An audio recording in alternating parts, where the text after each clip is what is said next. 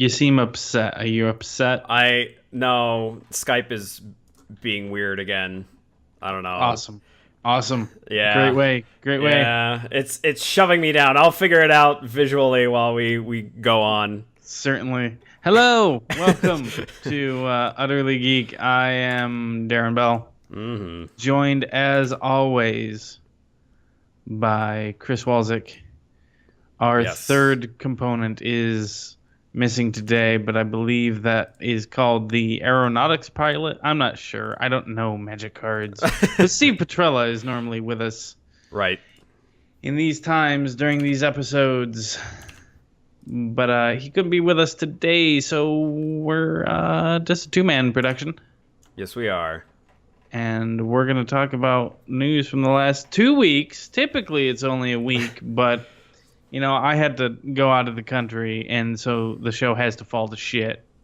Well, I mean, we had just a live show last week with me and Steve, but then where's the report? It never happened. Well, it's not that it never happened. It's just that apparently I found out last week that my computer can't handle playing Overwatch, recording and streaming and doing Skype all at the same time.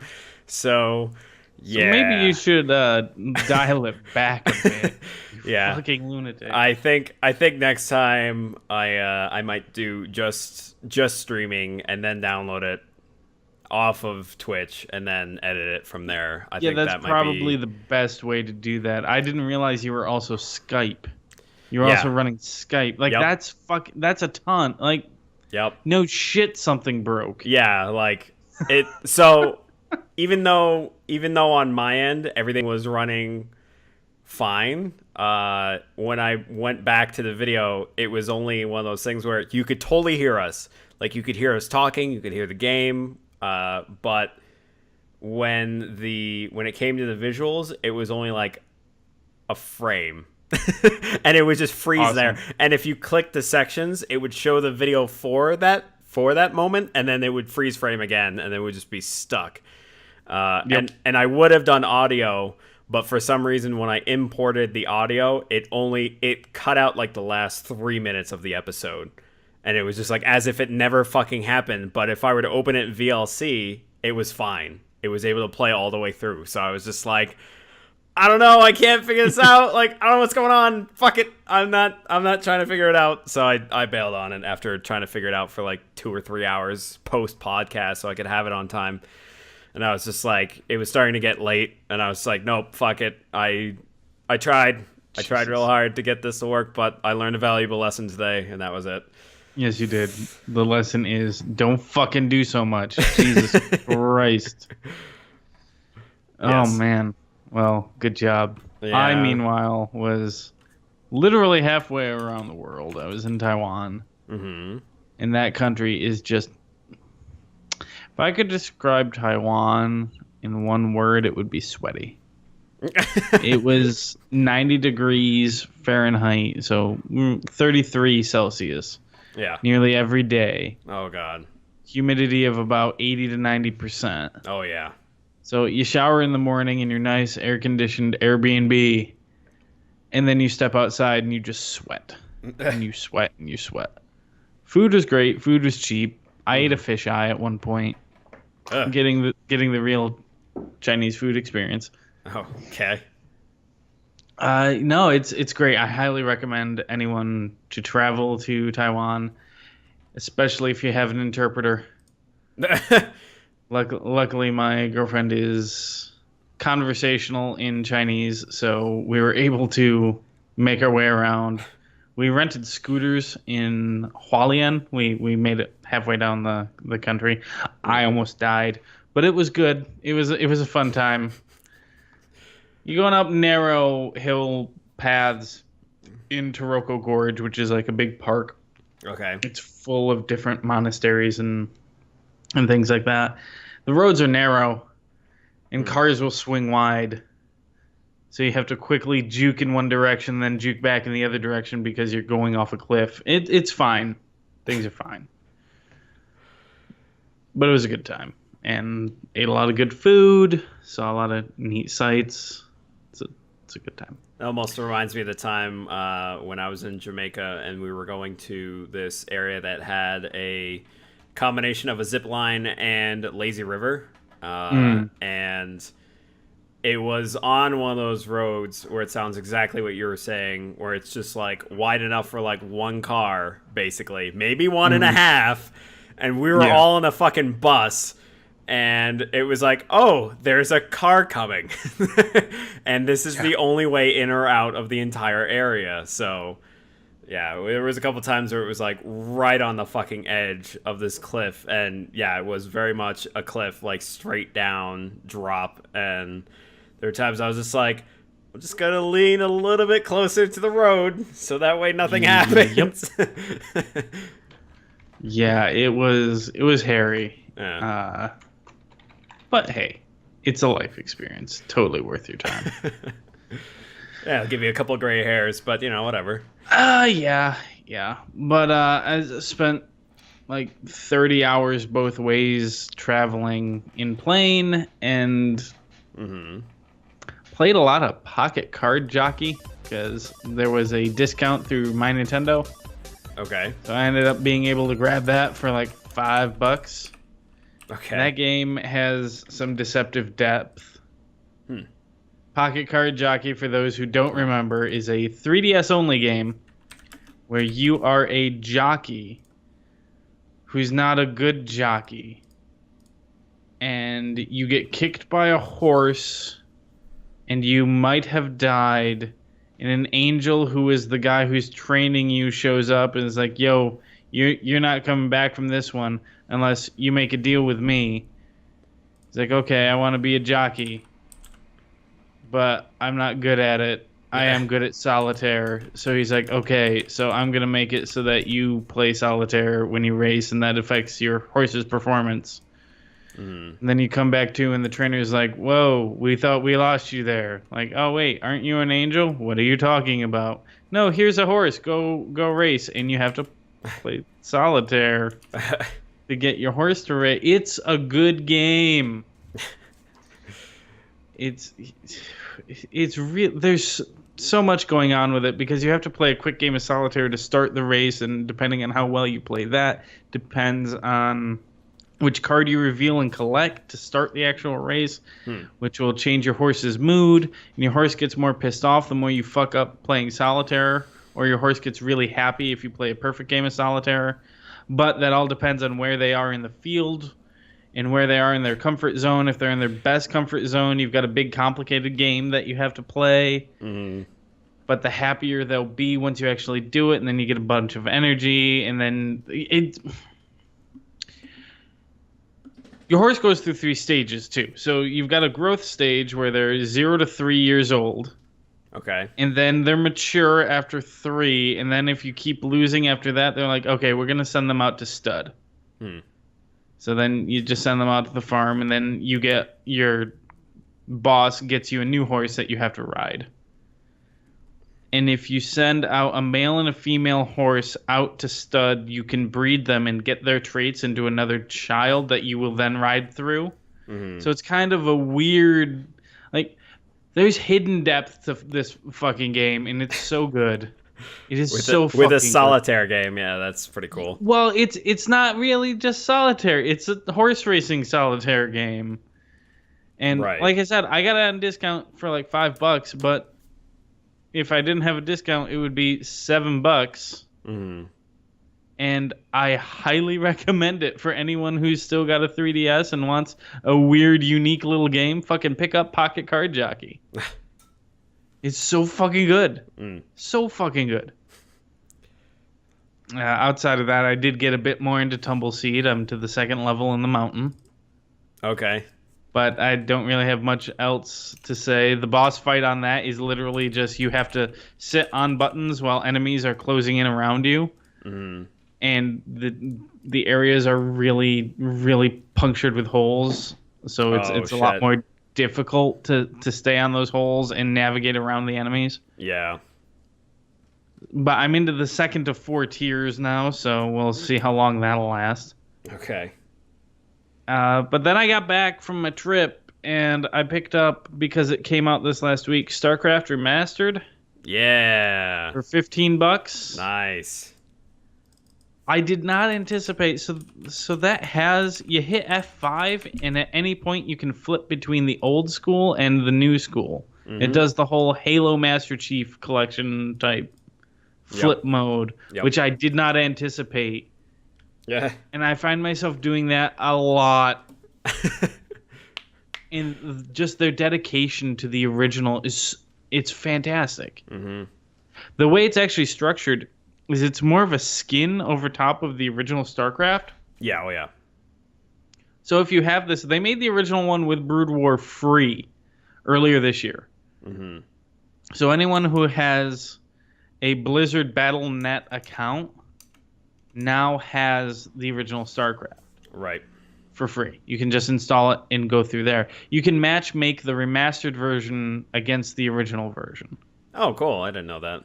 Oh, yeah. So if you want to get in there and you want to play original StarCraft, you can do it without paying a single penny. That basically means it's just the player base is not divided then, which is really great.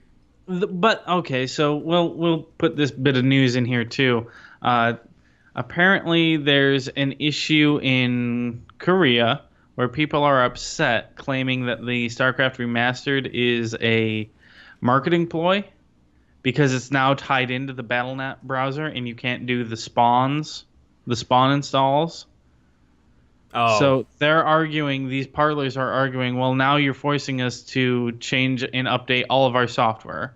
Mm-hmm. All of our hardware in order to download StarCraft, which we've had forever, if we want to keep matchmaking and keep our business going. Mm-hmm. But the odd thing is that it looks like it's still the old school Battlenet 1.0 connection methodologies. Like there's no updated networking in these. Yeah, because I took a brief glimpse into it because I was like, I wondered how the multiplayer, like, what does it look? Is it as archaic as it was way back when? And yeah, it fucking is. Mostly does, yeah. The screen has changed a little bit because it does integrate your friends list. Right.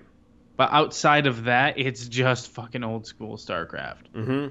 But that kind of makes me happy because I want to find that old fucking turret defense map that I used to play in high school endlessly and play that in HD now. Because that would be fucking cool. Yeah. But yeah, it's the original StarCraft, warts and all. Oh, yeah. Especially with the pathfinding. Like, holy shit, dude. Oh, man. I forgot how bad the pathfinding is in that game, but I know that's how a lot of the pro players just got shit done. Well, yeah. Well, not only that, like a lot of the quality of life improvements from StarCraft 2, where you could like, oh, here's my command center. Let me put a rally point onto minerals, so that way every time they come out, they're just gonna start harvesting minerals. There's none of that. Yep. Holy shit, there's none of that. Or like grouping a bunch of buildings together and being like, oh, well, I've got 3 barracks here. Marine. Yep. There you go. 15 Marines. No, you can't fucking do that. Yep. You have to individually select. Man. Yeah. So it's an interesting look to go and play this game in 2017. Now, I do anticipate playing through the entirety of the campaign. Yeah. Just to get the story again. Mm-hmm. And I do like hitting F5 in those briefing rooms because holy shit, that old artwork versus the new artwork. Some of those characters, like old school James Rayner, doesn't look that great, but I don't like what they did with his design in the remastered. Yeah. With the portrait. Yeah. He looks weird. He doesn't look like Rayner. Well, I think it was also like he looked like he had a fish head in the original, or it looks like it was like a fish lens, like, and it was real fucking close to him, so you couldn't really get an idea of like what he kind of really looked like. So I think it was just like they must have just looked at the original design and then said, all right, let's just back that fucking fish lens up, and then that's what Rayner looks like. But yeah, I totally agree because that was the first thing I noticed when playing that. Because I too am also playing the the campaign again, and yeah, I just thought, man, Raynor looks so fucking different in this compared to previously. But then I remembered what the old design looked like, and just thought, yeah, it's probably for the better. Yeah. One thing I did notice is that you can remap all the hotkeys. So if you want it to be set up like StarCraft 2, you can manually set it up to have all the StarCraft 2 hotkeys. But when you join in multiplayer, there's a checkbox to allow custom hotkeys. Ah, okay. That's the one huge mechanical change that I've seen from the original. The other mechanical change that's fairly minor, there's an APM counter, actions per minute counter. And you can have it alert if you're going too slow. Under. Yeah. Yeah. I've yet to test that, but I don't know if I want to because I know it'll be fucking slow as shit. I mean, well, Christ, you and I have never played StarCraft at that level where we needed to concern ourselves with APM. Right. Like, fuck, my memories of the original StarCraft are mostly comp stomps. Where me and, like, 2 other friends would team up against 3 other AI. Like, I never played against human players. Oh, yeah. No, I played against AI and cheated the shit out of it and just made infinite carriers, and it was great. Yeah. I actually, after doing a couple of chapters of the story, I was just like, man, I just want to play just a regular game of StarCraft. So I went to a match and did not play against anyone. I just went against AI, just me and him, 1v1, and then, but I did it fairly. I didn't enter any cheats, and yeah, I was just like, man, this is really fucking different with all this, and just the order that I had to build things, and I actually my actions per minute was actually pretty high, but only because I was like, okay, all right, fucking tanks, siege up. Okay, now push in. All right, fire bats in the front. All right, now, like, now second tank, move up. All right, now siege up. Now use the back tank. Move that. Like, I was doing a lot of shit, just going back and forth. And, which is what they want you to do. Yeah, and, there was, like, a whole team of Hydralisks that tried to, like, it was, like, a fairly decent army that tried to take me over, but with those siege tanks and marines and everything else I had, just fucking stomped them, and I was like, all right, cool, I actually won a fucking regular game of StarCraft against the AI. Nice. So yeah, I highly recommend that. Especially for $15. Like, right. Well, okay, so I recommend it if you have a fondness for it and you have already played it. It's a much harder sell, I think, for someone who never played StarCraft. If you've never played it, maybe download the original, mess around with that. Yeah, no, I agree. And if you want it to look pretty, then just spend $15. Like, you're not breaking the bank here.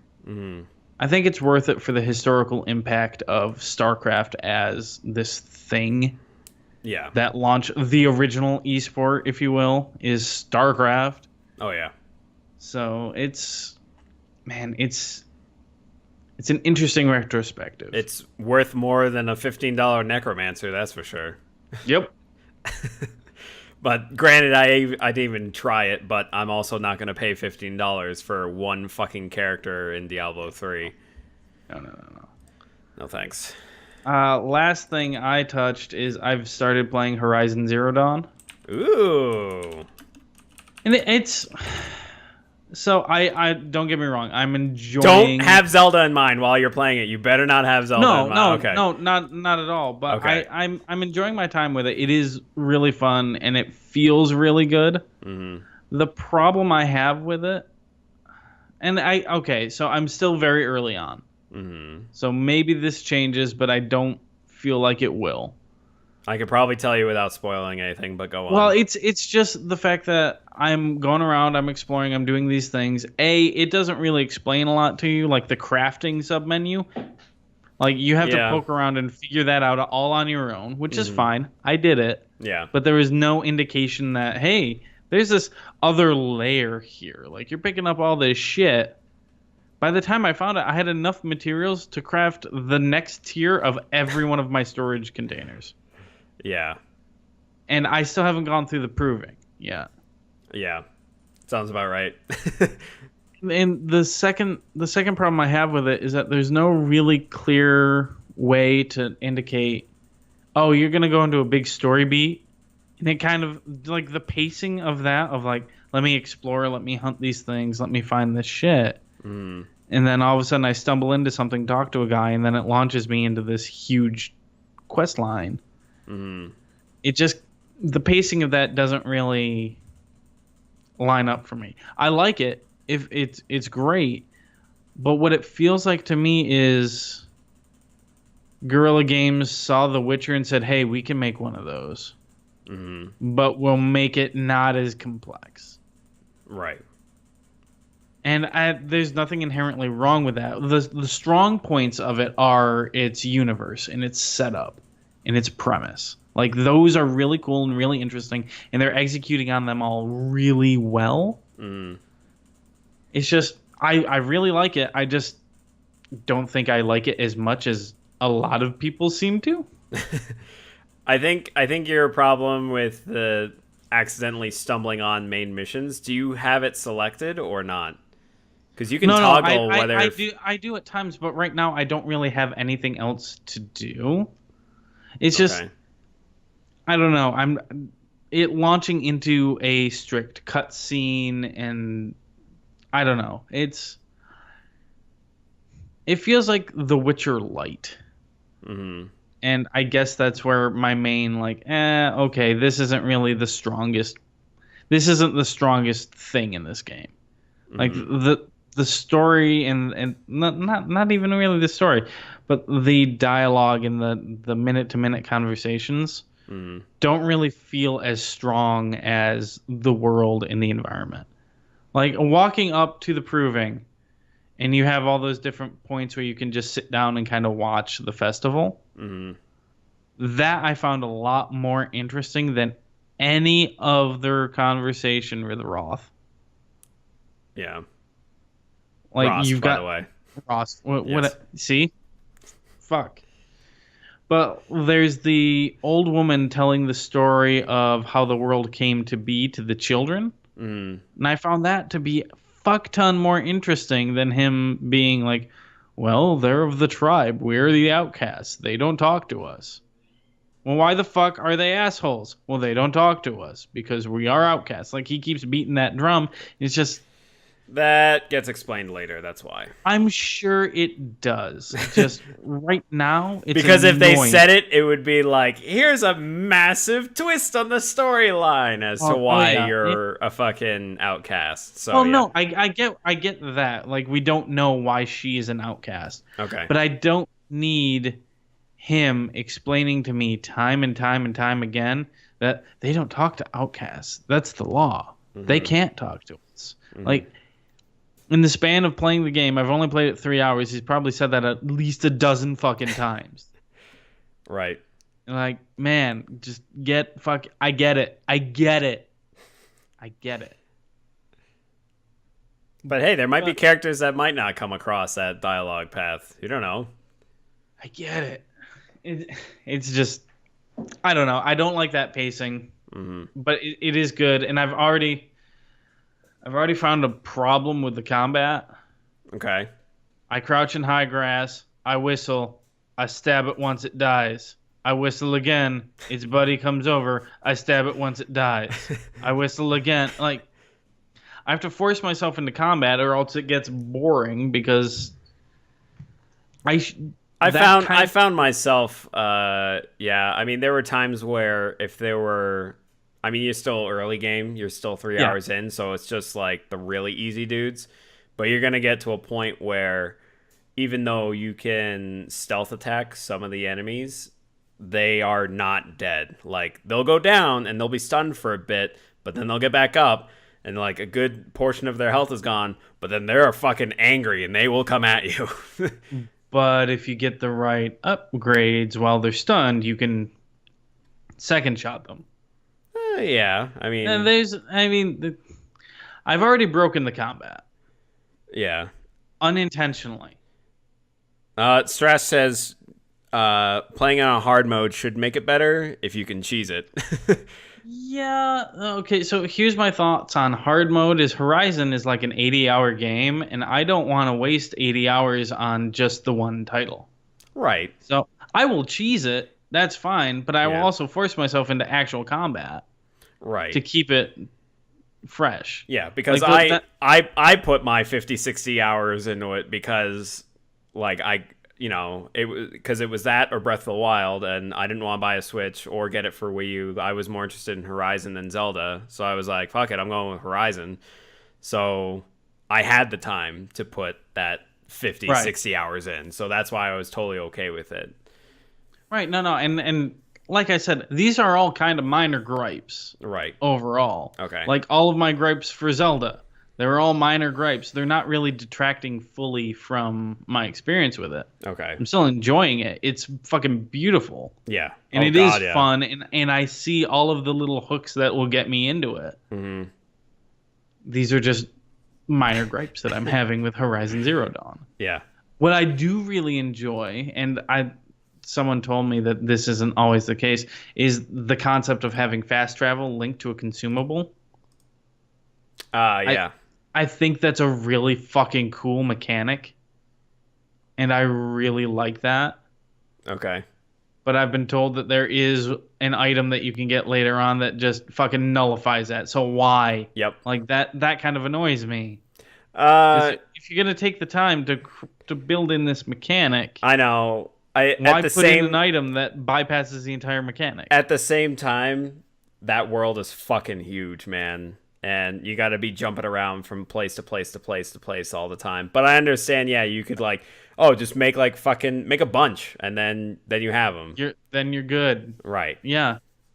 Or make only a set few number of teleportation locations. Yeah, because I had that Like problem early game where I was just like, oh shit, I've only got like one or none at all, and I gotta fucking travel across the goddamn map. So now I gotta find one of the horse machines and hack it, and then fucking Yeah, I don't have that. right Yeah, across. I'm really Yeah. looking forward to that. Yeah, that's another game changer. Like there are a couple of moments in the main storyline that are game changing abilities that you get that are just like, Oh yeah. fuck yeah, this just made it that more awesome. Oh yeah. Oh yeah. I'm. The combat's so fucking good.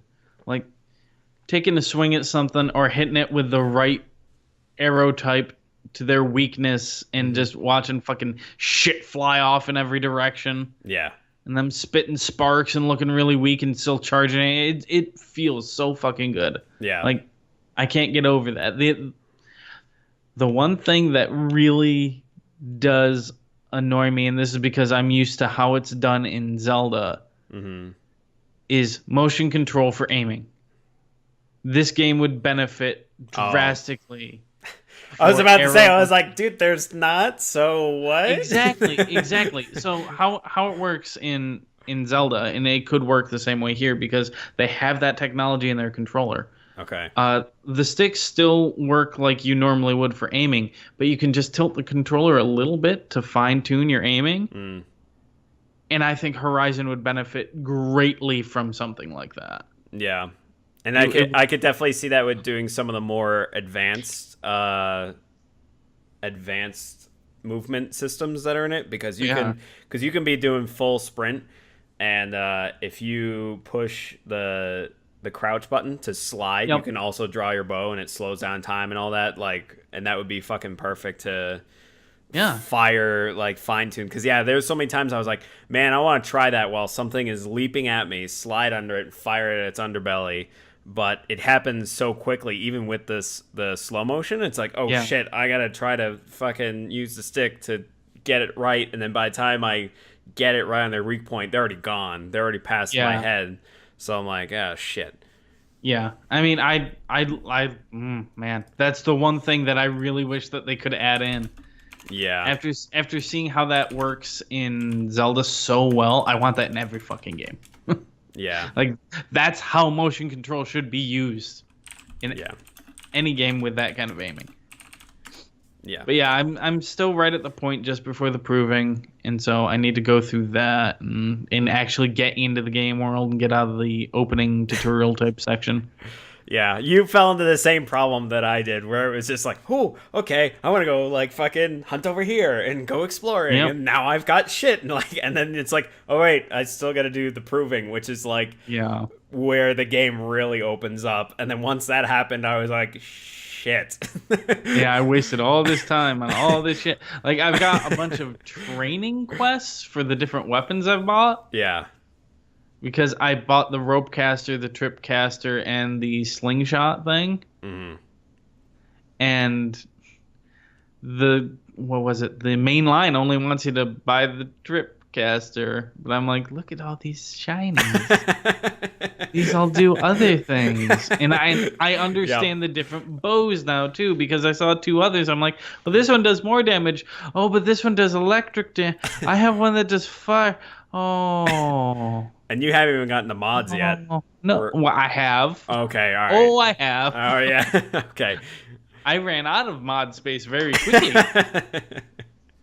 So, yeah, it's Horizon's a good game, and I can, only based off of 3.5 hours, heartily recommend it. I'm just curious to see if a lot of my problems that I'm having right now with the story kind of ease up as I go out. Yeah. It's just a lot of that side stuff doesn't really play well. Like the narrative wise, the side quests aren't that great or that does change later on, because I found myself liking the side quests more than the main quest by the end. By the time I was done with that game, I was like, these fucking side quests are really good. Okay. So yeah, that does change. It's probably just because a lot of the side quests right now are just tutorial shit. Like, oh, well, my brother ran off. Can you find him? And, oh, he has voices in his head, and he killed a dude. Yeah. Like, okay. Yeah. It's not like helping an old woman find her pan down beside a river. Right. Yeah, I'm getting weird vibes of The Witcher. Yeah. Throughout I think that's why I liked it more, was because it was exactly as you said, it's Witcher light, because I played Witcher 3 for like 2-3 hours, and I was just like, all right, I get why this is good and why people really love this game, but this is a little complicated for me. Like, it's a little too much shit that you got to be doing like all the time.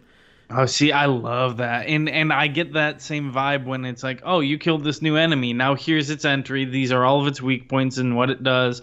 Like, that reminds me of the bestiary in Witcher, except the bestiary is fucking insane.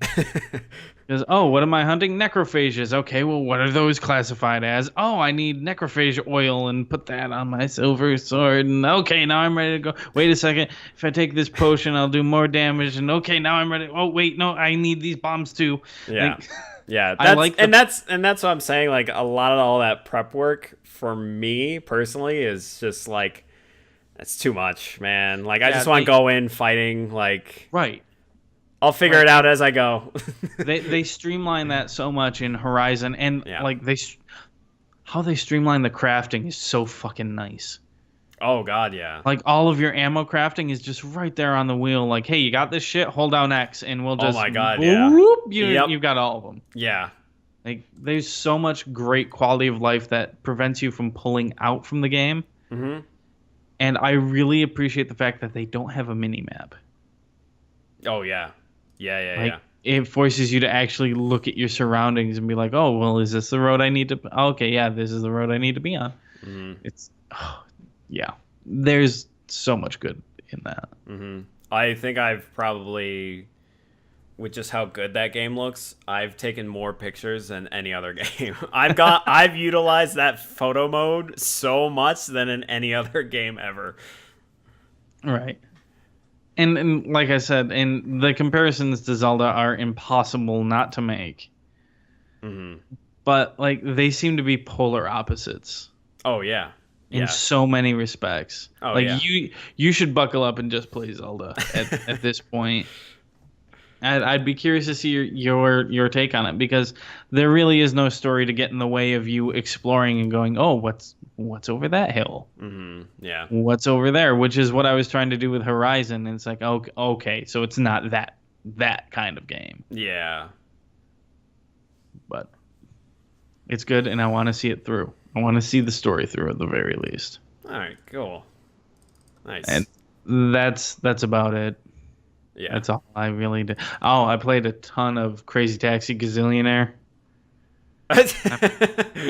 Yep. Right. I'm up to like a 350 times multiplier on my prestige level, so almost 400, I think, at this point. Yeah, the numbers are getting bigger.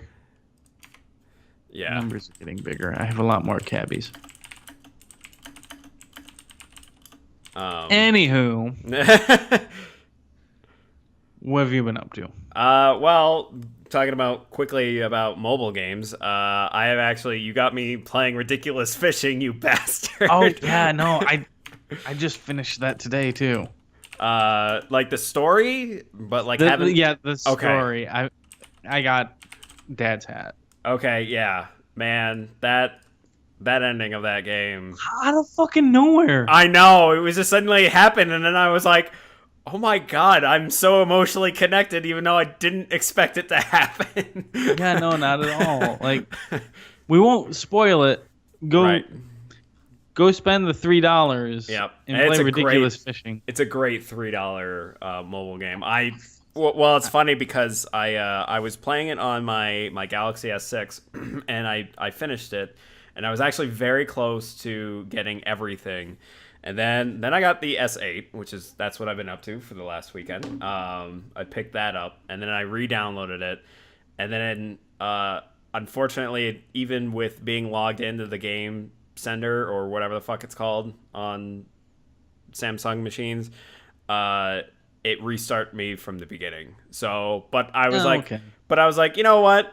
Fuck it, I'll do it again. Like, sure. So yeah, I'm playing through it again. But I absolutely have no problem with playing through it and trying to get everything. Because and considering with how many hours that I played it, I was able to get at least a lot of the stuff. I was able to get to the third stage. It's the Arctic. Yep. The Arctic drifts. I was able to get there in like no time, like less than an hour, like no problem. It was just like, yep, okay, cool. Yeah, it's easy once you know the tricks. Yeah, exactly. And like once you really know how to maneuver around fish, you're like, yeah, it's totally fucking, it's doable. So yeah, I've been playing that. One of our viewers asked if we played Hellblade, and that is actually something I'm going to talk about right now. I was gonna save it for like later so we can go really into depth about it. But yes, I played Hellblade: Senua's Sacrifice. Yeah, I have that downloaded off of your account. Okay, cool. Yeah, I plan on doing a second playthrough, but I will wait until you and Steve are done. I think I told Steve to get it for PlayStation if his machine can't run it, because I know it might not be able to. But goddamn, for a $30 AA game, that's a fucking good AA game. Like, really good. Yeah, that was something where, I mean, I know I mentioned on the podcast many times, I kind of kept somewhat of a close eye on it, and then once it came out, it was one of those things where I was just hearing all the reviews on it and watching some of the gameplay, and then later that day, on release day, I was like, yep, yeah, I'm fucking buying this game. Yep. So I got it for PC, so I've been playing it off of that, and I want to play through it again because the first time I played through it, I was playing in the living room because my girlfriend was totally interested in it too. Like, she wanted to, anything that has a female protagonist, she's like, I'm in. So, so I was playing in the living room, and we didn't get like the full experience because the game heavily requests that you play with headphones. And oh yeah, it's got binaural sound. Yeah. It really utilizes the left and right channels, mostly because a lot of the voices in your head are just like fucking back and forth. So yeah, I do before the year is over, I definitely want to take a second crack at it, and I really should, because it is a fairly short game, with it running like between 7 and 8 hours. Mm-hmm. But yeah, I definitely want to play through it again a second time, because I want to hear all those fucking sounds, and I also just want to replay it. Yeah. But yeah, fucking loved it, and great goddamn story. And I know I said it last week, but the gameplay can be a little repetitive, but I think that the story is really interesting enough that you just want to keep playing anyway. It, like, the little combat beats and puzzle beats are just kind of like, it's spaced out enough where it's like, okay, yeah, this seems, obviously this would be a good time for this to have a little moment where there's some combat, and then you get a little bit of story, then you gotta do a puzzle, then there's more story. And so it never, I know that was a lot of people's problem, where they felt repetitive, but yeah. I honestly never really felt that way about it. But again, that was probably just because I was so invested in the story and wanted to know what was going to happen. I just kept fucking playing. So there was that. I also played a little bit. I picked it up a long while back, and I was like, man, I should play this on my machine. Was Deus Ex, the DLC for Mankind Divided, which was called A Criminal Past.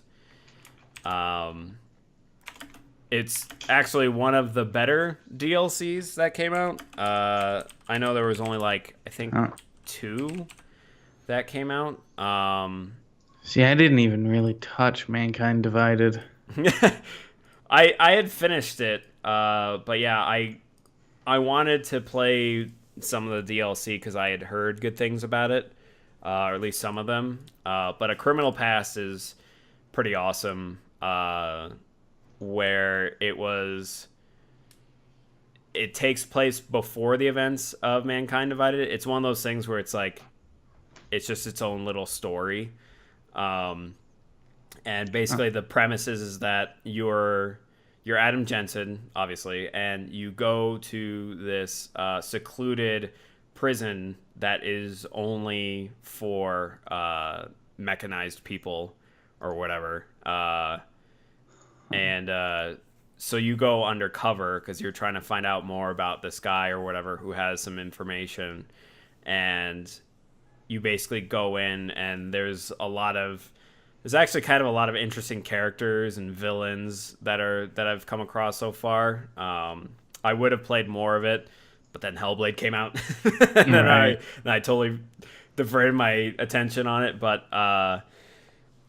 no, I definitely want to get back into it because I was really enjoying it, and kind of how things were unfolding, and remembering certain things of Deus Ex, being like, oh shit, that's right, I gotta do this thing and this thing or whatever, and sneak around, and fucking people could see me, and I can't really pick up bodies, and like shit like that. So yeah, I'll eventually get back into it. But I also have been playing a lot of the latest update from No Man's Sky.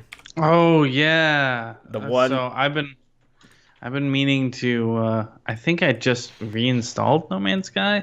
Okay. And I want to dig into this. Yes. Because I don't know about you, but when it first came out, I played it hot and heavy for like 3 weeks. Oh yeah, same here. I really enjoyed it because it's just a really chill out game. Mm-hmm. And I really love that about it. Yeah. But then I just lost interest, and so I'm kind of curious as to if it's worth going back in. Oh yeah, totally. It's kind of funny because I talked to a lot of people about it because they were hearing about all the updates and everything, and they all asked me, they were like, oh well, do you think No Man's Sky's worth it? And I said, at the $60 price tag, no. I would say it's still not worth $60, but I would definitely say it's worth a $30 to $40 price tag at this point. They added a lot of variety, not just in what you can do and what you can build, but also they they kind of fixed up how the story works now. Land vehicles? Yes. Yeah, that was in the 1.2 update. Jesus. But yeah, that's a thing. Land vehicles. But some of the things that they changed with the story, they added a new alien race to it. That was part of the new update. I basically just deleted my old story file. I just wanted to start fresh. I was just like, man, I just want to go into this fucking thing like as if I just bought the game, so I could see how everything would roll out. And even the main storyline isn't like, oh hey, you made one jump in space, now here's this big Atlas thing, and then you just have to keep jumping to next Atlas thing or whatever. Now it's like kind of mixed up where you actually have to explore certain planets and gather certain things to continue the main storyline on top of meeting this new alien race and then also figuring out what their deal is on top of that. So there's a lot more variety, and the pacing is much better than what it was on initial release. So I'm actually really enjoying like going to all those story beats while also leveling up my ship, leveling up my equipment, gathering all the resources. Now when you speak with alien races and when you gain friendships and relationships with them, there's actually incorporated into the game now. It's not just like, oh yeah, you spoke to X amount of aliens and made them happy. Does it really impact anything? No, because that's what it was before. Yeah. But now, the better relationship that you have with certain aliens, the better blueprints that you can buy from them. Okay. So it incentivizes it. Yep. Yeah.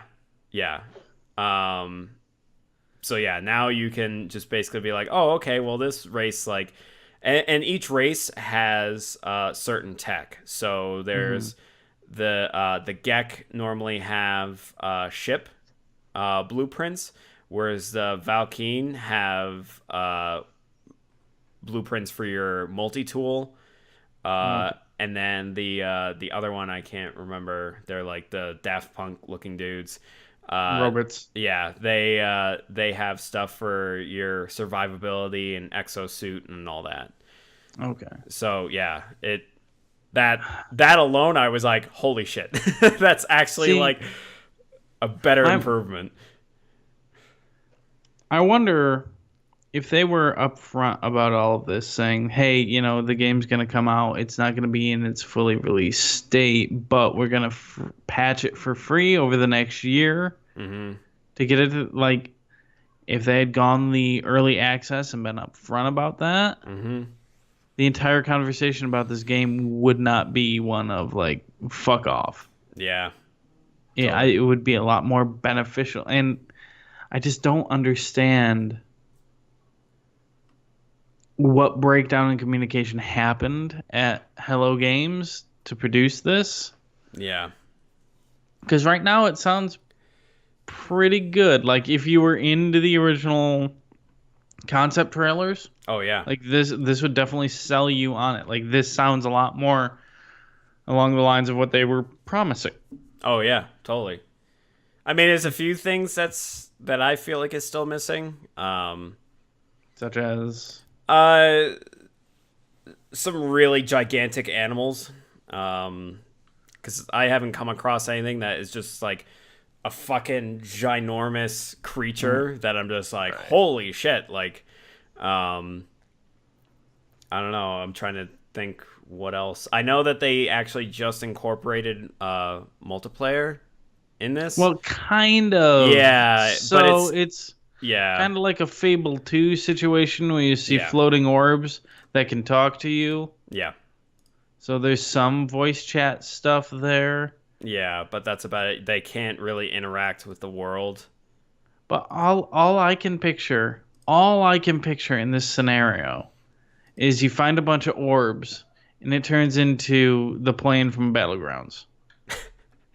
in No Man's Sky. Right. Which, if that's the case, I'm just going to turn all that shit right off. Yeah. Because that's going to ruin the calm, relaxing vibe of No Man's Sky. Mm-hmm.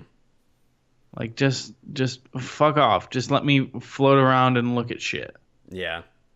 Yeah. So, but they did say that was the first steps in their multiplayer. Totally. That they're going to continue to develop that. Yep. So maybe by next year, No Man's Sky would be pretty great. Yeah. It sounds like this is what a lot of people wanted out of the game. Is this big type of update to incentivize and make it a lot more interesting? Yeah. And also and interesting definitely because now I actually had one really great moment where there was this pirate that showed up while I was out in space because I slowed down because I was like, oh man, I need iron and a number of things, so I'm just gonna shoot some asteroids for a bit, and then suddenly it was like, warning, space pirate coming in, like level 3, and I'm like, okay, well, how difficult is a level 3? Turns out pretty fucking hard if you don't have a lot of good ship equipment. So he was fucking my day up, so I was like, all right, fuck it, I'm gonna fly down to a planet so I could get the hell away from him. And he fucking chased me all the way down onto the surface. Jesus. And then I could dogfight him in the planet if I wanted to, if I had the fucking abilities. And I was just like, holy shit, this is awesome. And it wasn't until I actually landed that he just like was like, all right, fuck it, I'm taking off. So I was like, all right, thank God. Otherwise I would have been shot down. But yeah, the fact that they chase you, or you can chase them in the planets and then still continue the fight there, like, because before it was just like, oh, okay, there's space pirates that show up, but they'll only stay in space and that's it. But they will chase you into the fucking planet until you land. But still, it's pretty awesome that you can now have dogfights. But additional to on this past update, you can fly really low to the ground now. Yeah, I did read that. But if I remember correctly, there were dogfights in the earlier versions. Yes, there were. But they were relegated just to space. Yep. Yes. Okay. Yeah. It was this update where they added it so that you can have it in the atmosphere of the planet. In Atmo. Yep. Nice. Oh, man. Yeah, I'm going to have to poke my head around into that. Mm-hmm. Yeah. Like I said, like now is the best time to pick it up because it's with the two big updates that they had, not including the first one because the first one was like all performance and shit. With the content that's out now, I would definitely say it's well worth looking into. It's still $60, by the way. Yeah, well, I mean, but like Just I said, if you find it on sale for like $20-$30, I mean, because I was basically selling it to my girlfriend because she was really interested in it because she was like, oh, that seems like a chill game I'd be into, and we just went to GameStop and then found it for like $20. Oh yeah, and I was like, this is totally fucking worth it for $20. Yeah, let's get it. Yeah. Granted, it was used, but I mean, it's not like it was scratched up or anything, so it was fine. It's not like there's no codes that the game has to download shit, so yeah, it was totally fine. Historically lowest price on Steam was $23.99. Okay. On June 22nd of this year. Okay. Yeah, so that's the summer sale. Mm-hmm. And it was also $23.99 just last Friday, the 11th. Yeah. During the Atlas Rises sale. So Yep. They know what they're going for. So I'd say wait. Yeah. A couple weeks. It'll Right. be on sale again. I think right now, if you want to get it for PlayStation on the PSN, it's $23 roughly. And that was what I told one of my buddies because I was mentioning how I was playing it, and that's when he also asked me like, "Oh, do you think it's worth it?" And I said, "Yep, for $23, hell yeah, definitely." It is currently $60 on PSN. Fuck. All right. Well, I guess that sale is over. Yeah, it was on sale on both Steam and PSN for the Atlas Rises update. Oh, okay. All right. Yeah, that makes sense. So, All right. and it's rated much higher on PSN than it is on Steam. 3.5 stars on PSN.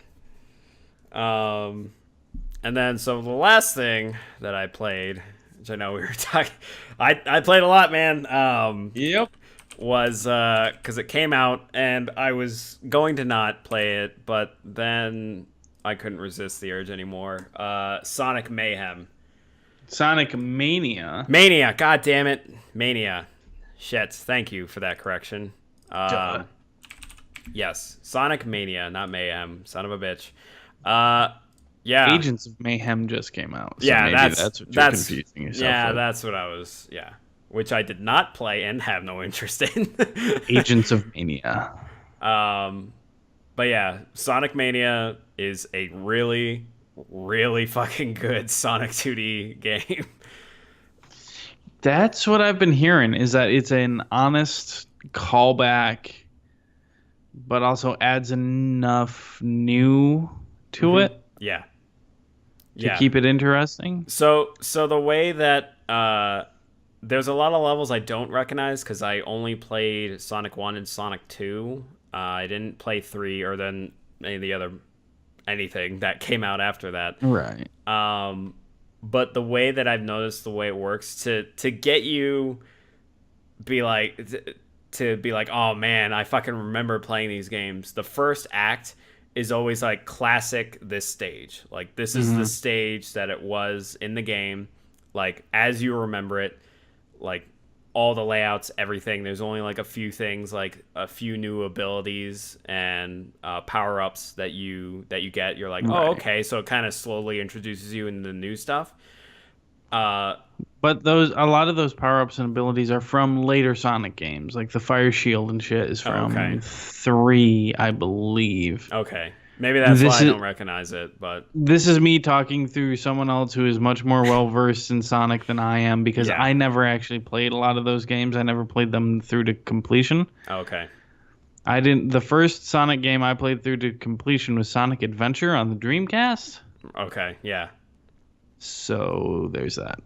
But yeah, so the first act is kind of like, all right, cool, here's nostalgia. But then once you get that, once you beat Act 1, it goes into Act 2, and it's like, okay, here's our vision of what we think this world is. And then you play it, and you're like, oh, shit, here's all these new things that are added into the game. And, like, I don't know if it does that all the way throughout, because I think I'm starting to hit the area where it's, like, really new levels.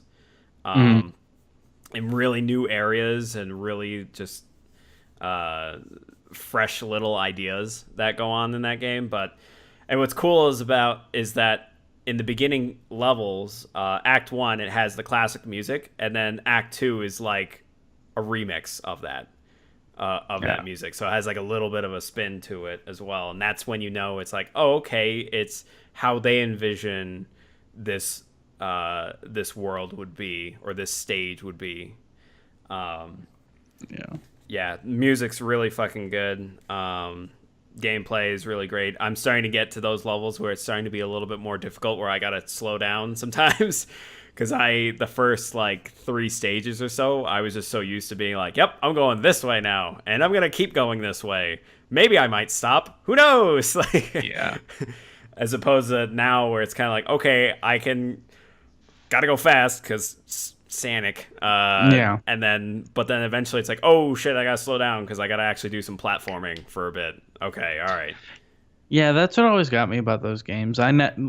Again, my perception of it as a kid was always like, oh, that's the fast game where you move left to right as fast as you can. And then when I'd sit down to play it, you'd hit one of those walls where, oh, now I have to jump. And it'd just kill all the momentum. As a kid, I remember thinking, "This is I don't want to be doing this. I want to be doing the fast stuff."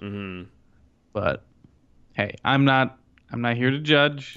People really like those old original Sonic games, and that's fine. Yeah. But it sounds like up until apparently there's a movie there's a movie themed world in Sonic Mania. Mm-hmm. That's like the first completely new environment. Okay, yeah. I think that's like the third stage. Yeah, something like that. But I've seen footage of the first area, the Green Hill Zone, and that is straight up Sonic 1 first level, Green Hill Zone. Yep. That one I know because of that one I've played. Well, there is the chemical plant, isn't there? Yes. Is that sorry, the second? that is stage 3. Okay. No. Sorry, no. Chemical was 2. Never mind. I take it back. Chemical Zone was 2, Yep. and then originally, wasn't it Casino was 3? Yes. Casino was was in Sonic 2, and that was the third stage. Oh, okay. See, I don't even... Yeah. I don't know which one is in what. I'm going off of, like, strictly off of memory from Sonic 2, because that's... Oh, so this could all be lies. So that's fine.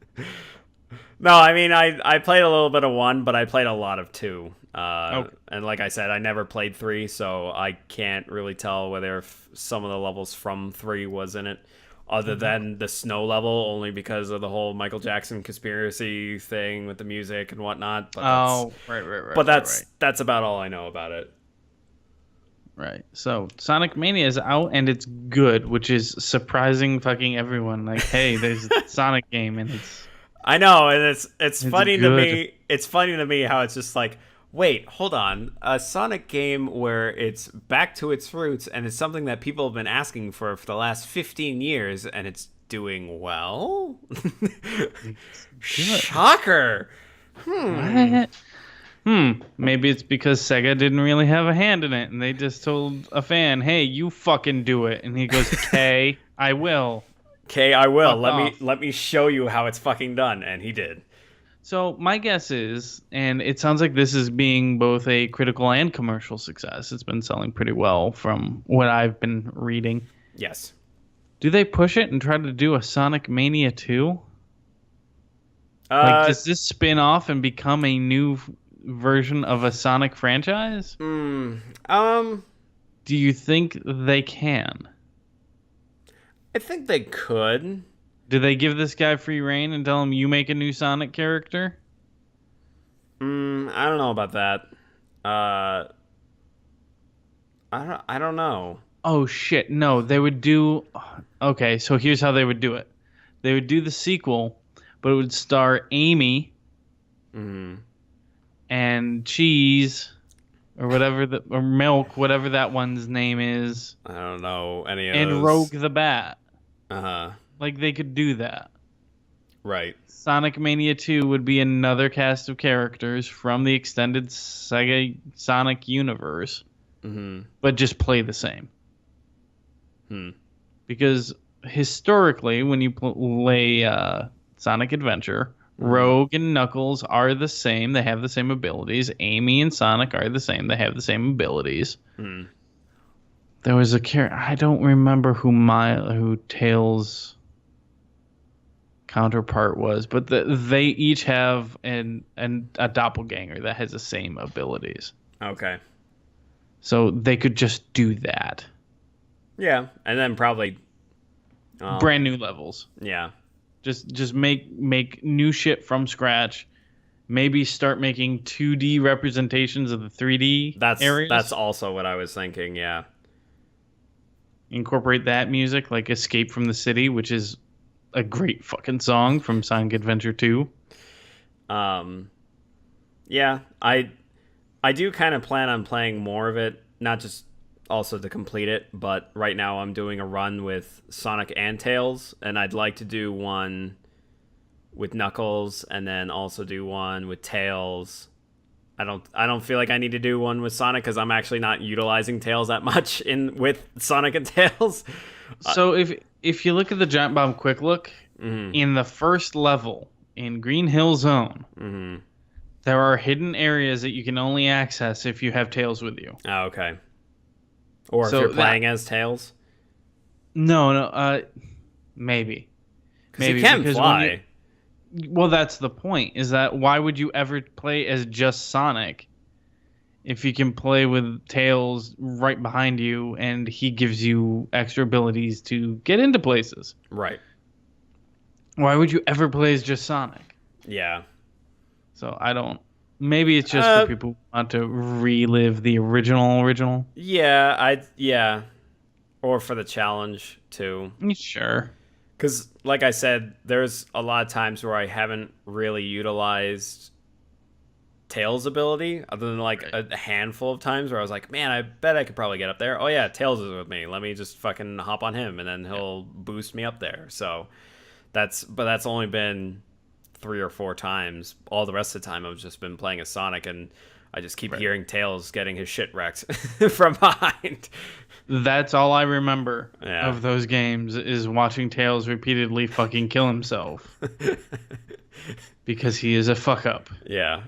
You didn't watch, because you said you watched the quick look. You didn't watch beyond the point where they said, hey, there's a cool little boss that's coming up, and if you don't want to know about it, turn it off here. Did you turn it off there? I was watching while I was still suffering from severe jet lag, so I might have fallen asleep. I don't remember. Okay. Because there is a segment that I think you will fucking love that I did not expect, but I think you would love it, and I'd have to show you it if we're ever in the same room again. Yeah, I don't think I did. Okay. At least I don't remember that. Okay, cool. So, yeah, it's just crazy that there's a good Sonic game in 2017. Like, the fuck? Man. All right, with that, why don't we kick it over to the news? There's a few big news items over the past couple of weeks. Let's start it off. Gen Con is a thing that I'm real into. It's a board game convention about this time of year. There is some news that overlaps right now with board games and video games, but we'll get to the thing that I'm really excited for first, which isn't one of those things. Twilight Imperium 4th edition has been announced. Oh, shit. 4th edition, so they're changing how a number of the different strategic allocation. Twilight Imperium is this giant board game where you pick a different alien race and you're trying to take over the galaxy. Now, you can do this either politically, economically, or just straight up annihilate everyone. All the races are leveraged different ways. So like Civ 5, almost. I'd say it's closer to like a Stellaris. Okay. But directly antagonistic to each other around a board, and it takes like 4 or 5 hours. It's one of my favorite board games. Jesus, okay. And this is a 4th edition. I have 3rd edition right now, and they're changing a number of ways like how politics works. Previously, all of your planets would give you both political power and economic power, so you would have to choose every turn to either build up your army or use it for political. Like, you couldn't do both. But now 4th edition is changing it so that you can leverage both, which makes politics a much easier pick. Okay. So you don't have to worry about, well, I'm going to vote on changing this rule because fuck everything else, and I guess I just won't build an army and I'll be super weak. Yeah. They're changing a lot of core things. Plus, it includes most of the previous games' expansion races in from the get-go. And that's coming out later this winter, and I'm very excited. The rules are now available in a PDF, and I plan on reading through them. Because this is one of those games where the rule book is like 100 pages. Jesus. Fucking love it. After recognizing that it's Fantasy Flight, I did remember that there is a Fallout board game that is coming out from Fantasy Flight, which was okay. The next news item that I was going to get to. Yeah, they've announced a full-on Fallout board game. It's for 1 to 4 players, so you can play it single player. Oh, wow. Okay. And the way the board is built, it's kind of modular, so you can flip between different themed boards. So you can do the Capital Wasteland or the Commonwealth or New Vegas, I think, is a third option as well. Ooh, okay. I think a lot of people I know which one are gonna pick over the three. Right. A lot of their marketing material are saying they keep referencing the Commonwealth because, of course, they would reference the Commonwealth. Oh All yeah. the artwork is based off of Fallout 4. Oh yeah. But it's up to 4 players, and you choose very specific characters that you can go in as. Like, you can play as a ghoul or a super mutant or a Brotherhood of Steel member, and you're going to have your different stats and things like that. But how a lot of the ad copy reads out is they want your choices to actually matter in the board game. So as an example, and again, I haven't seen, like, there are demo playthroughs that you can look up on YouTube from Gen Con. I haven't had time to look them up myself. But as an example in the ad copy, the way they put it is, let's say one of the events is super mutants are attacking a raider camp. If you step in and you help the raiders, they're going to be more beneficial to you, and you're going to wipe out all the super mutants. But if you step in and you help out the super mutants and wipe out the raiders, the super mutants are going to be around, and so you're going to shuffle in a shit ton of super mutant cards into the event deck, so now everyone has to deal with it across a wasteland that the super mutants aren't wiped out. Because on your turn, you decided not to deal with the fucking super mutants. Interesting. Like, yeah, I'm really curious. And there's a single player mode. So I don't know how that's gonna work. It'll be interesting. I wonder if it's something like, you know, like the Fallout games where it's like there's this main core storyline, but like it's really far out to get to it and to complete it, and you just like come across all these little event cards or something along the way that basically like unfold, and then you could choose whether to do these side quests or not, or, you know, like that's how I think it would be, but I don't know. It's just speculation. Maybe. I kind of hope they do a more individualized thing where every player has their own story arc that they're trying to get through. Oh yeah. And by virtue of that, you're just colliding with each other. Like, it's Fantasy Flight, and they, in my mind, have always been pretty consistent with making a quality product. Yeah. There's maybe one or two, like the original Civ board game from them didn't really grab me, didn't really pull me in. But they did announce at Gen Con that they're doing a second edition of that. That's fixing that. Okay. So it's the new Civ is going to be the traditional hexagonal spaces, and it's going to work a lot more like the PC game. The current version, the first version, it's maybe 6 squares is the entire board, and it doesn't really feel like Civ. Like, we tried to play it once, and it wasn't great. So hopefully they address that. But this Fallout game seems really cool and different. So video games as board games, they've got quite a mixed history. Yeah. Sometimes they're awesome, a la StarCraft from Fantasy Flight Games. Other times they're okay, like BioShock from Plaid Hat Games. That game was fun, but it's okay. Did it have some glaring issues, or was it just like, all right? It was all right. The big problem is that you play it a couple of times and you've basically seen all the different scenarios and how they can play out. And it does rely on a good mix of strategy and random luck. But there are certain elements of the game, like moving units. Anytime you want to use the sky rails, that's random luck as to whether or not things are going to fall off the sky rails. Okay. Yeah. And it gets more and more difficult the more units you are moving on the sky rails. So it's like, okay, that's not really true to form, but okay. Yeah. But yes, there is a shiny new future in video game, board game relations. In other Fallout news, they've announced a Game of the Year edition of Fallout 4, which includes... Oh, that's right. all of the DLC And also, they did get more of the Pip-Boy collector editions in stock. Mm-hmm. And that will release September 26th of this year. Which I know my buddy, who's a huge Fallout fan, has already pre-ordered the Pip-Boy edition of the Game of the Year edition, even though he has already bought it. Fallout 4 and all the DLC for PC and Xbox.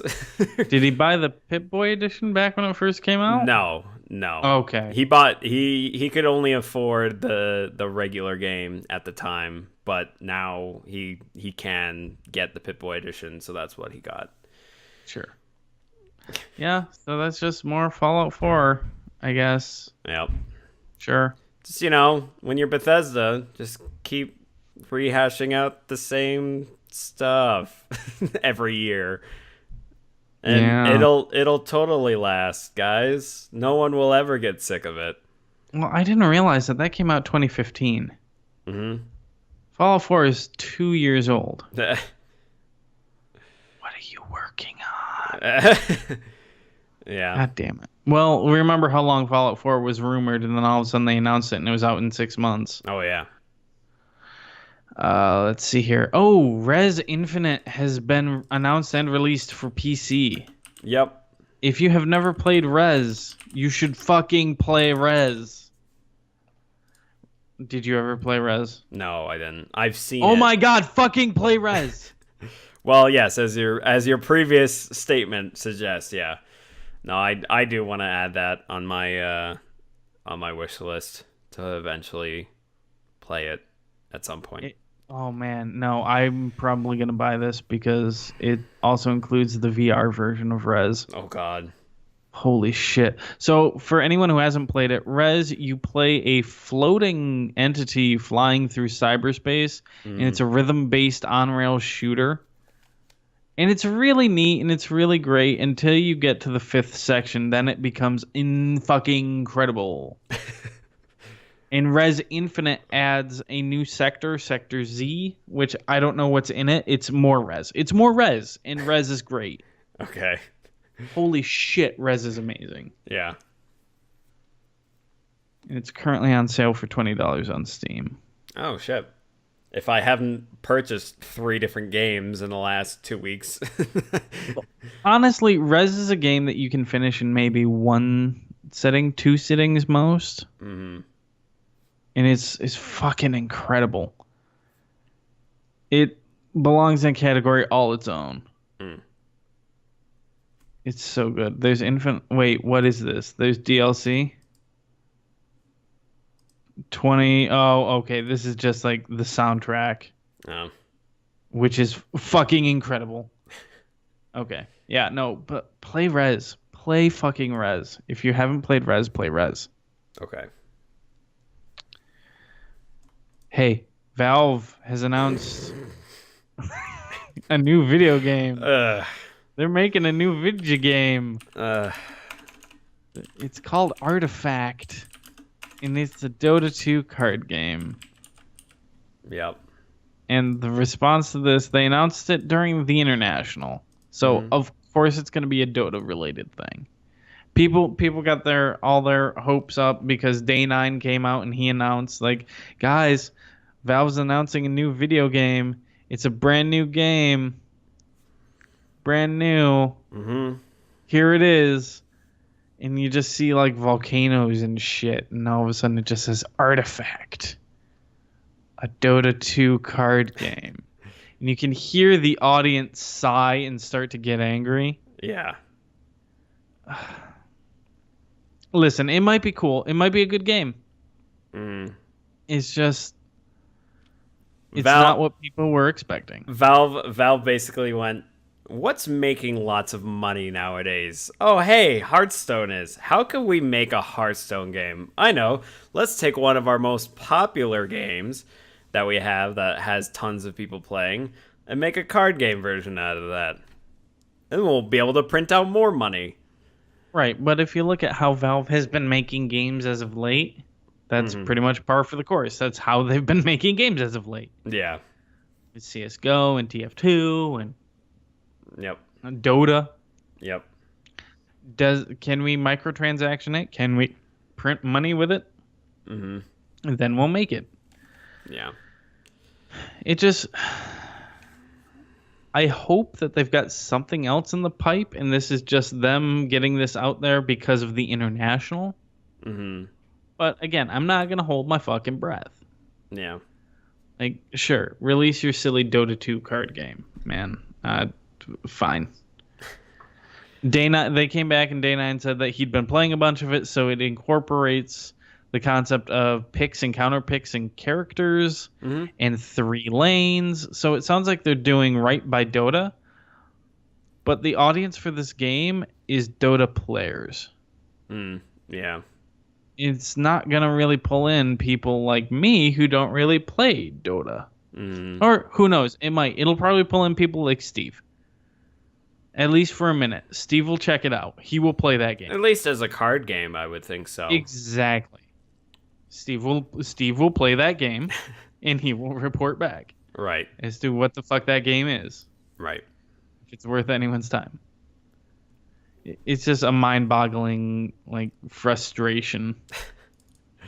God damn it, man. Yeah, because you were the first one that messaged me that was like, new Valve game, and I was like, wait, what the fuck? And then like I found links for it. Sent you the trailer that said like the trailer for Artifact, and I'm like, Artifact, what? And then I watched it, and then yeah, as soon as I think I was watching it, I was like, oh, Artifact, okay. And then exactly as you described it, it popped up a Dota card game. That's when I was just like, oh, okay. Oh shit. Oh boy. All right. And then I found the reaction video. Yeah. And then watched that a bunch of times. That thing is so great. It is great just hearing all the like, oh, like you can hear the audience visibly groan. Oh yeah. It's great. And I feel so bad for whoever was working on that project or has been. And then, because, they're probably there and being like, man, I put all my hard work and hard hours into working on this game. It gets to finally be released into the public as an announcement trailer. And then they hear that. Yeah. It's just, I feel like Valve is trying to muscle into the card game scene now because we've already got Hearthstone. There is a healthy Magic the Gathering digital game. There's Gwent. Like there's already a ton of digital card games, and just like with MOBAs, they're doing their own thing again. So who knows? Whatever. I'm just over it. I'm over it. Yeah. It's fine. Cool. It's all right. There's still plenty of other great games that are coming out that are amazing and wonderful. Yep, it's that time. We'll get to the new releases in a minute because we're about to that time of year. Yep. Oh, let's see here. Blizzard has renamed their Blizzard client. It is now Blizzard Battlenet, and they had a wonderful statement about it. Let me pull it up real quick. When we announced that we'd be transitioning away from the Battle.net name for our online gaming service, we suspected that the shift would be challenging. We understood that Battle.net stood for something special. It represents years of shared history and enjoyment, community, and friendship for all of us and our players. Battle.net is the central nervous system for Blizzard games and the connective tissue that has brought Blizzard players together since 1996. The technology was never going away, but after giving the branding change further consideration and also hearing your feedback, we're in agreement that the name should stay as well. Take it from the developer formerly known as Silicon and Synapse and Chaos Studios. Names are important too. Moving forward, to help offset the original concerns we listed back in September, we will be connecting Blizzard to Battle.net in our logo for the service, and in general when we refer it in print, Blizzard Battle.net.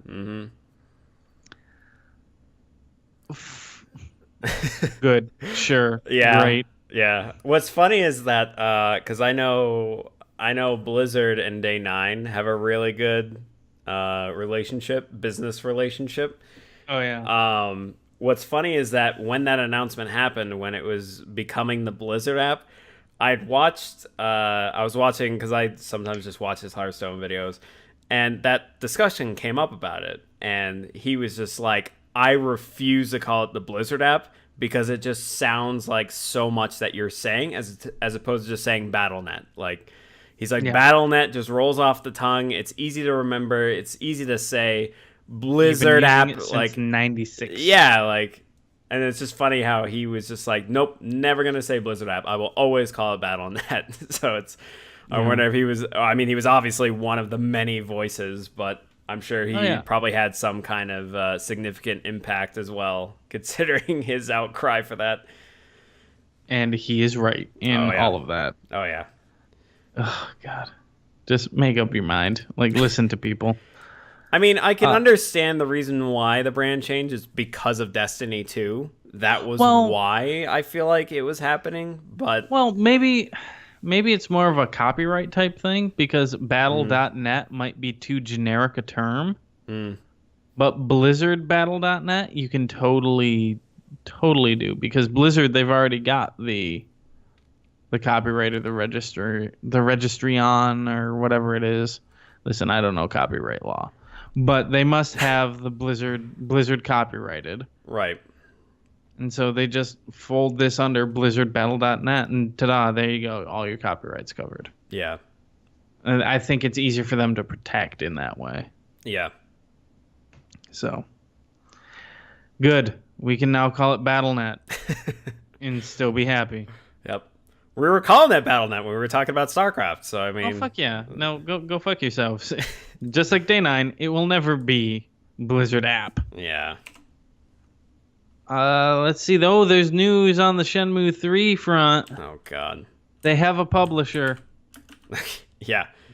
Deep Silver. Yep. And, okay. They're going to be at Gamescom 2017. So, hooray. I feel like I need to go through and play Shenmue 2. I will toss it into my Xbox 360 because I still have my original Xbox version because it's backward compatible. Oh man, Shenmue 3. I still don't believe that thing's gonna happen. It's kind of funny because a lot of people are kind of confused about this announcement because they were like, "Wait, wasn't Sony backing it?" But then they were like, "No, Sony was just." Announcing the Kickstarter or some shit, and that was about it. Like, I don't even think that they threw any money about it. They were just like, "Here it is, guys. Here's a Kickstarter," and then there was like all kinds of confusion. What?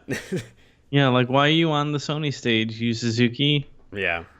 And then it was announced. Well, so that's a part of this deal too, is that Sony maintains the console exclusivity.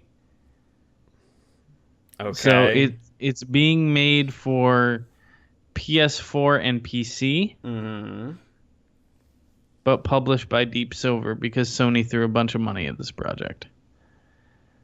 So why have a fucking Kickstarter? Yeah. Like, man, I'm so glad I didn't give this project any money. But there's a lot of people who did. I'm so sorry that you did. I'm so glad I didn't. I don't think there was a reason to, honestly. No, there wasn't. Plus, there was so much confusion. Yeah. Over what am I giving my money to? Yeah. Who's actually what? And then they actually came out and said that all that money was actually just to gauge interest. So then what are you doing with it? Are you just pocketing it? Like, go fuck yourself. Yeah. Whatever. Probably pocketing it. I'm gonna go with pocketing it. I don't know. The original Shenmue at the time was the most expensive video game ever made. It was super expensive. I don't remember the numbers off the top of my head, but yeah. Let's see. There's a final update on Mass Effect Andromeda direct from the studio, basically saying, "Yeah, we're done. They're not going to patch any of the single player. They're not tying up any of the narrative threads in game. They did say that they will in comic books and novels. Yep.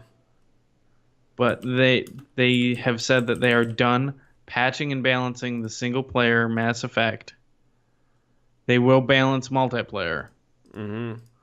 which means they never fixed eyebrows. They never fixed eyebrows. Yeah, I guess so. What the fuck is the... Okay, fine. Fine. You want to play that fucking game? Go fuck yourself. They didn't fix eyebrow. Like, how difficult is it to add multiple eyebrow colors? Yeah.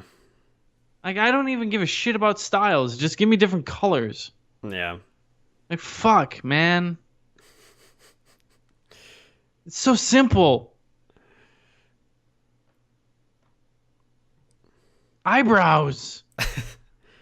So there are three big story beats that weren't addressed in the main story, which, let's see some here. of them that was basically like, hey, maybe there'll be another Mass Effect game and it'll involve this, and then they don't. Well, yeah. At least with the recent news, no, they won't. Yeah. Everyone's pretty much already suspecting at this point that this is the bullet in Mass Effect, which is so disheartening, but that's fine. Yeah. Like, that original trilogy was so good that even this can't sully that. Yeah. Like, we can just all forget Andromeda happened. I mean, it was okay. I haven't touched it. Yeah, exactly. Still. I mean, I still enjoyed it for the time that I played it. I mean, I put the full hours in. I finished it to completion, and I mean, I enjoyed my time with it. Otherwise, I wouldn't have. But yeah, I wouldn't say it was anything close to the original trilogy. Right. Right, and who knows? I mean, maybe down the road we will get a smaller scale Mass Effect game, which is what they needed to do here. Yeah. Like, fuck off, man. Oh, man. So many frustrations. We've outlined it. Just give us Tales from CSEC. Like, just give me that. I can play a kick-ass Turian. God damn it. In happier news, the HTC Vive has received a price cut of $200. Which means now, for a low price of $600, you can pick up a Vive with room scale VR. Yep. Which a lot of people are speculating that because of this, a second generation is right around the corner. Maybe not this year. Right. I think maybe next year. Once we get say next too year. Close around the corner, but soon, like soonish. Yeah, I mean they're still working on the knuckle controllers. Those are about ready for release. But I would assume another price cut and then the next go around comes out. Yeah. The next go around, hopefully not having giant fucking wires. Yeah, attached from the back of your head, strapped all the way to the computer. Honestly, I'd just like to play VR games sitting right now. Oh yeah. I would like a good sitting experience. Yeah. But yeah, I mean, even with a $200 price cut, that's $600. It's still not cheap. No. It's not a pick up and let's go type price point. That's still a, set your pennies aside. Yeah. I've also heard that some of the other issues with it was like some of the resolution isn't really that big. Like, yeah, it's kind of depending downsized. on the game. Yeah. Yeah, sometimes you do get that whole, what's it called? The screen door effect, where you can see the lines between the pixels. Like, it'll happen, but it's fine. It just shows a good move for that. Like, we're a couple years out from the original release, and it's time for a fucking price cut. Yeah. I would have liked to see it steeper than that, but right. It'll be fine. Last bit of news that I'd found here, Counter-Strike received an update. How long ago? Just a few days ago. where now the game is going to be free to play for anyone in China, as long as, let's see here, they prove validation of their account. Once they verify their identity. Yes. Which Prime only matchmaking games. Yeah, it's interesting. Mm-hmm. If you can't do that, you have to pay for the game, and then you can match up. Mm. So maybe this is a move, and I just see this as a move to cut off on fucking trolls. Yeah. Oh yeah. Totally. And fucking hacker accounts and shit. Yeah. Like, hey, stop being a dick. We'll give you the game for free. Mm-hmm. Do you think it'll be a worldwide kind of deal? Like, no, I don't think you would get away. I don't think a lot of people would actually take them up on that offer, especially in the West. Mm.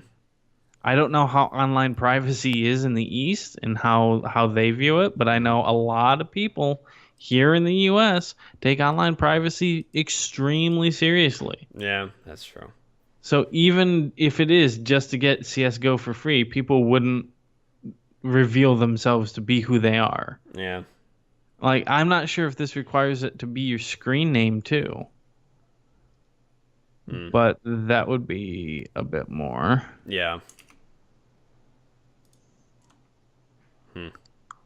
But then again, in China and in most Asian countries, you have a government-issued individual ID, which is what you use to verify your account. So you can't just smurf with a verified account to get it for free. Like, you could do that once, be a dick, and then have your name officially flagged as being a dick, right, and then just buy copies. But yeah. It's weird. It's weird. I don't know. It's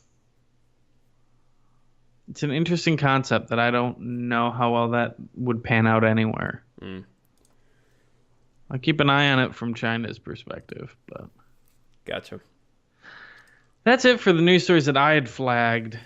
Is there anything new from anything I miss? No. No. I'm trying to think movies, but any kind of interesting movies. Hey, on the flight over to China, I ended up watching the entirety of the first season of Ghost in the Shell standalone complex. Oh, nice. Rewatching, I should say. Yeah. It's still just as good. Nice. It's pretty fucking great. Nice. I saw just this past weekend Hitman's Bodyguard, which was pretty fucking great as a popcorn movie. Oh, right, that movie. So if you don't know what it is, it's basically Ryan Reynolds and Samuel Jackson basically acting as themselves, but turned up to 11. Yep. The ads for that all over China, by the way. Yeah. That movie is very much in. You gotta take it like the Step Brothers approach, where it's like you go in knowing that the story's gonna be dumb, but you're in it because of the fucking bickering and the dialogue between the characters, and that alone makes it worth it. Yep. Super generic action movie, but just the fucking dialogue between everyone is really great. But yeah, it looked pretty great. Yeah. One bit of news that we did overlook. Okay. Overwatch announced today a new map. Oh, that's right. Jesus Christ. Junkertown. That's right. The first bit of Overwatch official lore and map to be set in Australia. So they put out one animated short with Junkrat and Roadhog trying to get back into Junkertown, and it's pretty fucking great. It's still not the official animated short. I mean, it's official from Blizzard, but not the one they've been teasing. Yes, the one that's coming Wednesday. Yes, correct. They clarified that before everyone was like, "Wait, that was it." But even so, that was pretty great. Yeah.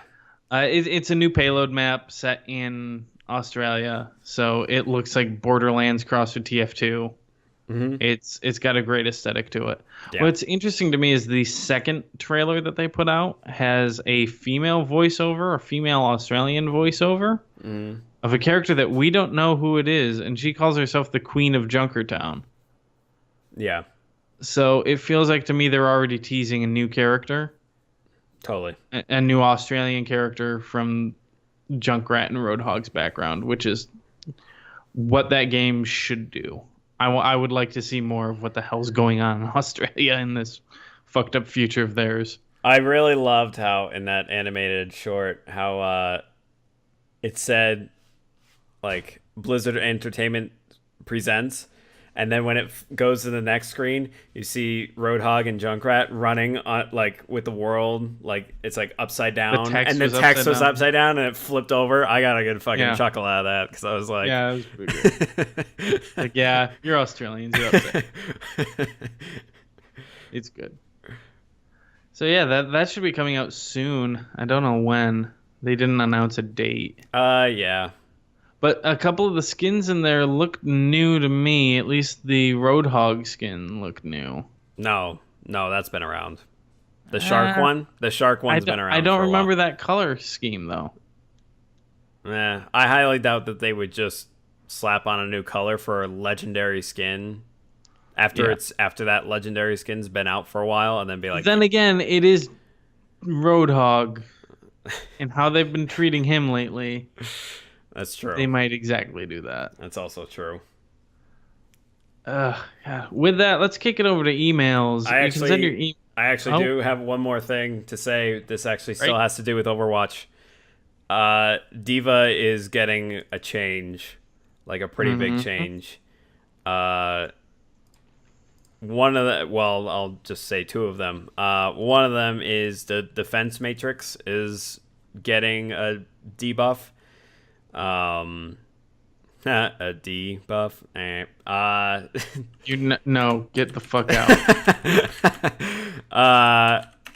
I'm sorry, I had to. But get the fuck. And but yeah, so it's now gonna be reduced to like 50% when you use it, so you can't hold it forever like you can now. And the reason why they're doing that is because they are going to add a new ability to Diva. Fucking missiles. You can have missiles now. You can fire missiles from Diva's mech.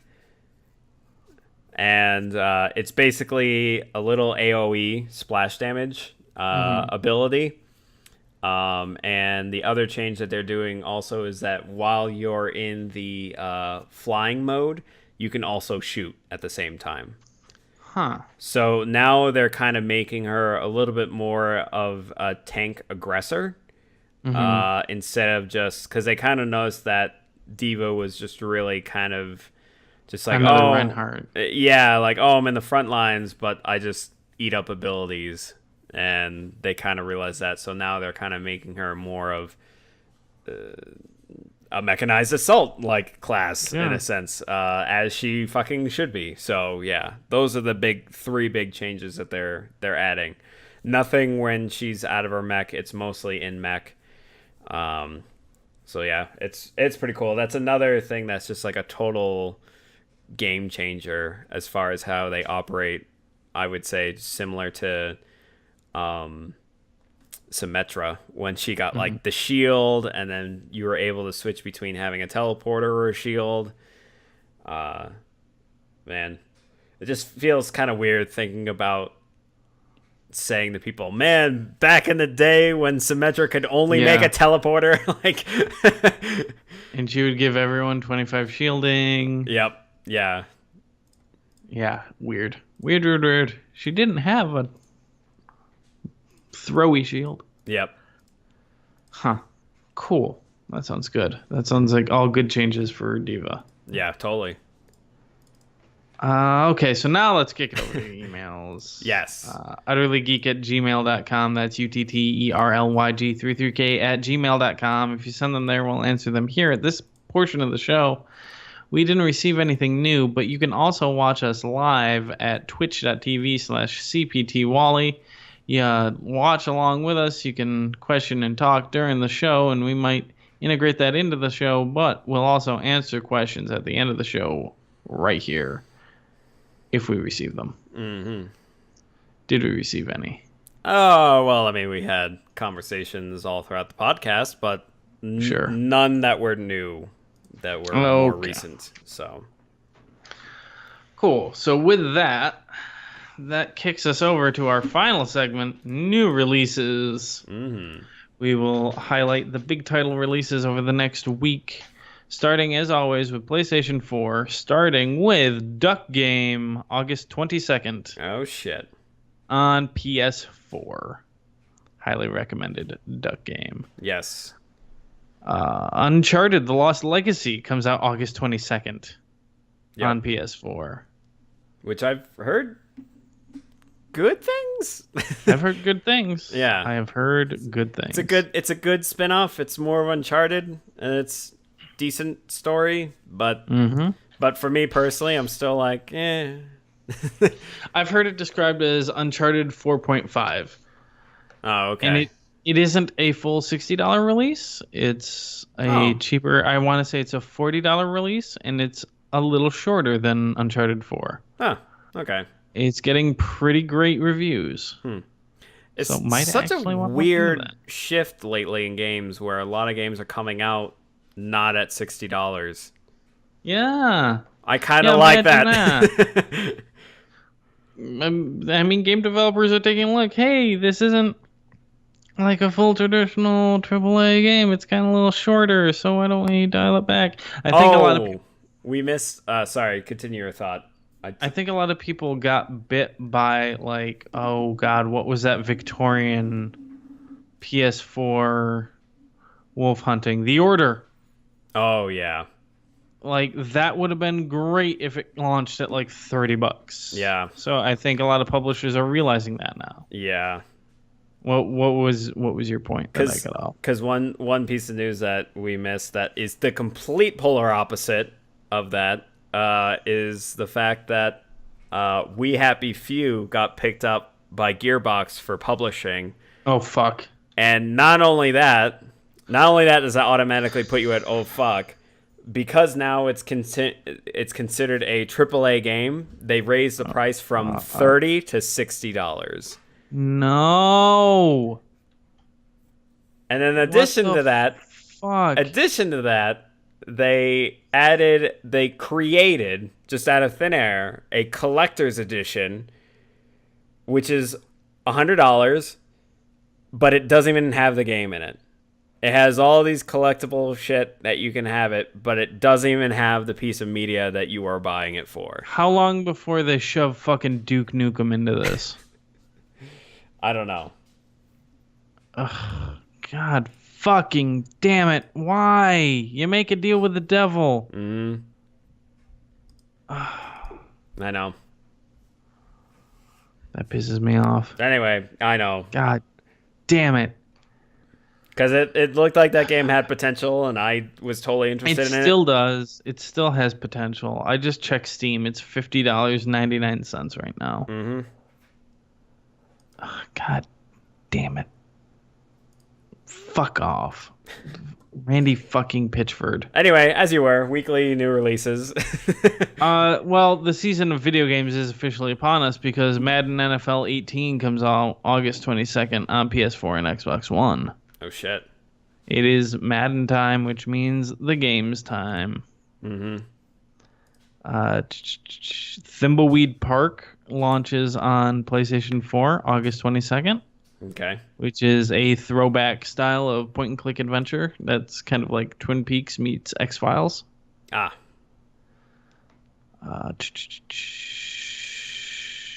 I don't really see a lot more. Naruto Shippuden Ultimate Ninja Storm Legacy comes out August 25th on PlayStation 4. I believe also PC and Xbox One. Yes. And hold on, scrolling through PC games. Wait, but we're doing PS4? What? Well, I'm just double checking that it's the same date. Oh, okay. It's August 26th on PC. Okay. Moving onward, we have Rock of Ages 2, Bigger and Bolder. Yeah. Pretty good pun. August 28th. Yep. That'll be it for the next week on PlayStation 4. Kicking over to Xbox One, you have Madden NFL 18 on August 22nd. You also have Wolfenstein, the 2-pack, which is Wolfenstein New Order and the Old Blood, launching August 22nd on all three, actually. Xbox One, PS4, and PC. Mm-hmm. Marvel's Guardians of the Galaxy, Episode 3, More Than a Feeling, comes out August 22nd on Xbox One, PS4, PC. Masquerada, Songs and Shadows, comes out August 23rd on Xbox One. That's a really neat-looking turn-based tactics type game.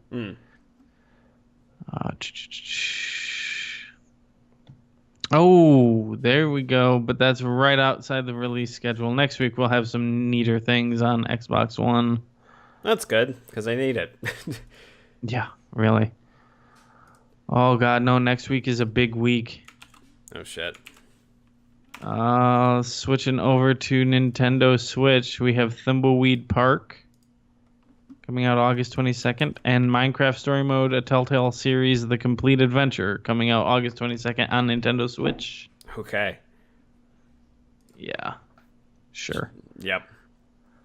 PC games. Oh, God. Let's see. The Escapist 2 comes out August 22nd on PC. Okay. Yeah. Guardians of the Galaxy, we already talked about. Mm-hmm. Beast Battle Simulator, August 23rd.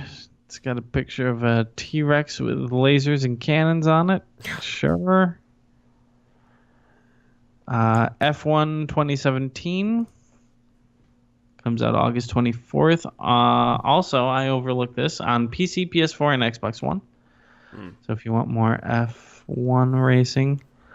What the fuck? Killing Time is marked as a release for August 24th on PC. That was a 1996 first-person shooter released for the 3DO and Macintosh at the time. Why is this listed as a release? I don't know, but Night Trap came out last week, so... Oh, shit. Night Trap did come out last week. Yeah, it did. Night Trap's an awful game. But amazing and all because of how awful it is. Night Trap was one of the first games to be discussed on a congressional hearing about obscenity in video games. So it does have a history, and it is worth talking about. I kind of want to get it. Yep, same here. Even though I know deep down inside it's a terrible idea, and Listen. It can only end in tears. Listen, all you do is you play that game just completely hammered, because that's just going to make it that much more enjoyable with how cheesy that game is. That's pretty much the only way that that's acceptable, isn't it? What's funny is that when the ESRB, damn it. Electronic Software Rating Board. Yes. When that was created, they originally rated it as mature, but since then, since times have changed, it's now teen. Yep. It's really fascinating seeing that time frame, because that was the 1996 hearings. Yeah. So that's why some of the earlier Super Nintendo games don't have an ESRB label, but the later ones do have an ESRB label. Mm-hmm. So from a collector's standpoint, certain games are worth more without the ESRB versus with the ESRB. So it's fascinating. Yeah. It's fucking fascinating. Totally. Let's see. Really, the only other title we've already talked about, Rock of Ages 2, Bigger and Bolder, unless you want to talk about Toys Gun Fire Boom, coming out August 28th. Nope. How about Neckbeard's Basement Arena? No. I'm August good. 28th. No. Homeless Hood, August 28th. No. Laseronium, The Reflection, Jesus. August 28th. Are we done? For God's sake. Every fucking time the goddamn PC sucks. Fucking PC games, man. Yeah. The fuck. I think that's gonna do it this week. A little extra wind in our sails this week, but that's. And imagine if Steve was here. Yeah, right. Thank you, Steve, for taking a night off. Yay. But also, what the fuck? Yeah, well, that man. That goes without saying, I guess. That man overworks himself. Yeah, that's true. Anyway, I think that's going to do it for us this week. We will see you next week. Hopefully with a full cast. Same place. Hopefully. Yes. Hopefully. We can hopefully hope that we will hopefully have a full cast. Yes. Be full of hope. Yes. And have fun. We'll talk to you next week. All right. Bye. Bye.